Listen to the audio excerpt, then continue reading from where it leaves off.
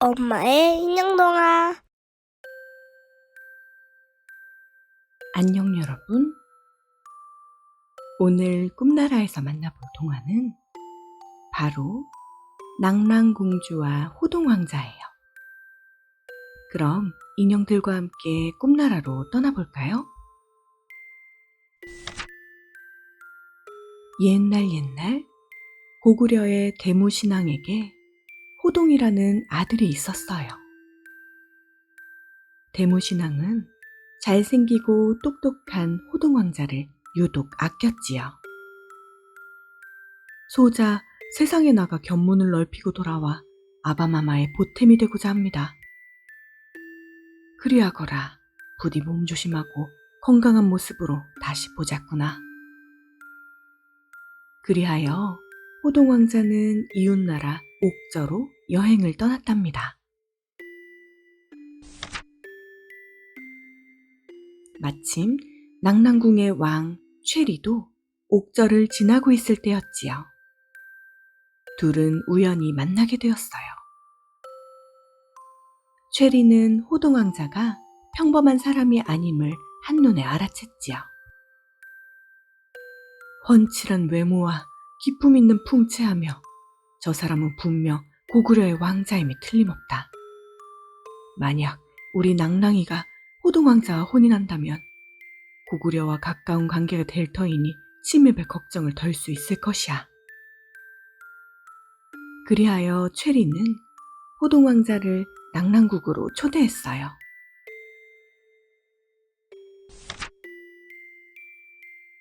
아버지를 맞이하러 나간 낭랑공주는 호동왕자를 처음 보았지요. 정말 잘 어울리는 한 쌍이구나. 어서 둘이 혼례를 올리고 함께 고구려로 돌아가 행복하게 살거라. 아바마마, 이렇게 갑자기요?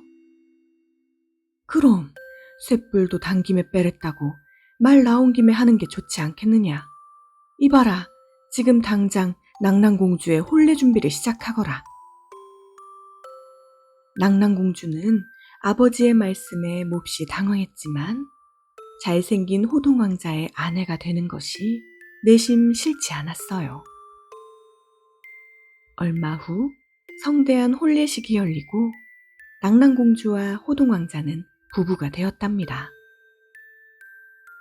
하지만 호동왕자는 혼례를 마치자마자 홀로 고구려로 돌아갔어요. 부인을 데리러 다시 돌아오겠다는 말만 남긴 채 말이지요. 호동왕자가 돌아오지 않는 날이 길어질수록 낭랑공주의 그리움은 날로 커져갔어요. 언제쯤 날 데리러 오실까? 혹시 서방님께 무슨 일이 생긴 것은 아니겠지? 더 천천히 오셔도 되오니 부디 몸 조심히 오시옵소서. 그로부터 며칠이 지난 어느 날이었지요. 낭랑공주에게 은밀한 편지 한 통이 전해졌어요. 호동왕자가 보낸 것이었지요. 우리가 만나려면 부인께서 대신 해줘야 하는 일이 하나 있소. 무기고에 들어가 나팔을 부시고 북을 찢어줘야만 하오. 만약 부인께서 못하신다면 우리는 영영 만나지 못할 것이오. 낭랑공주는 편지를 읽고 크게 상심했어요. 그런데 호동왕자는 왜 나팔과 북을 망가뜨리라고 했을까요? 사실 낭랑국에는 신비한 북과 나팔이 있답니다. 그 북과 나팔은 적들이 쳐들어오기 전에 스스로 울려 침입했음을 알려주지요. 나라 구석구석 울려서 모두가 위급한 상황을 알고 미리 대비할 수 있게끔 해주는 신통방통한 물건들이에요. 그러니 나라를 지켜주는 소중한 무기들을 훼손하라는 것은 아버지를 배신하고 자신의 나라를 버리라는 것과 같은 말이지요. 호동왕자님, 어찌 이리 냉정하십니까? 낭랑공주는 이러지도 저러지도 못하고 점점 생기를 잃어갔답니다. 며칠이 지나고 캄캄한 밤이 되었어요. 낭랑공주가 방에서 나와서 어디론가 걸어갔지요. 그곳은 다름 아닌 북과 나팔이 있는 무기고였어요. 한숨 쉬며 북을 어루만지던 낭랑공주는 결심이 선 듯 옷소매에서 칼을 꺼냈어요. 그리곤 북을 찢어버렸지요. 나팔 또한 산산조각 낸 뒤 눈물을 흘렸어요. 절 용서하지 마시옵소서, 아바마마. 낭랑공주는 방으로 돌아와 이 사실을 편지로써 호동왕자에게 알렸어요.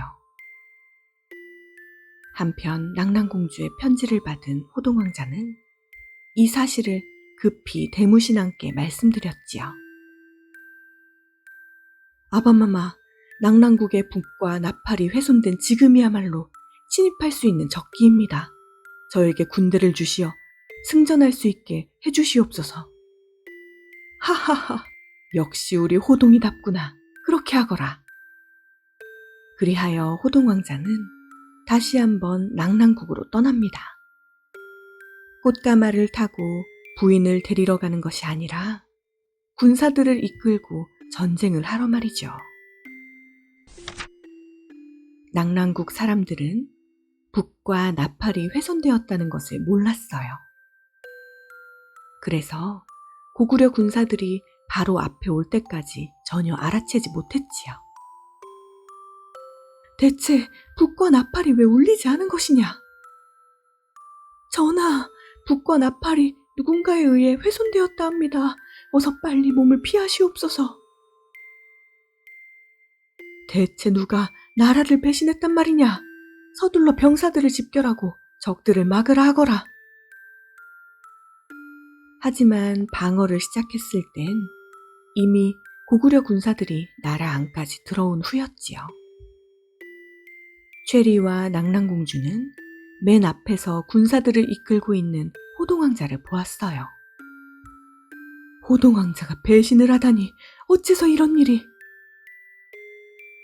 그때였어요.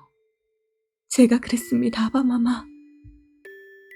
이 모든 걸 지켜보며 잘못된 선택을 했음을 깨달은 낭랑공주가 아버지에게 고백했지요.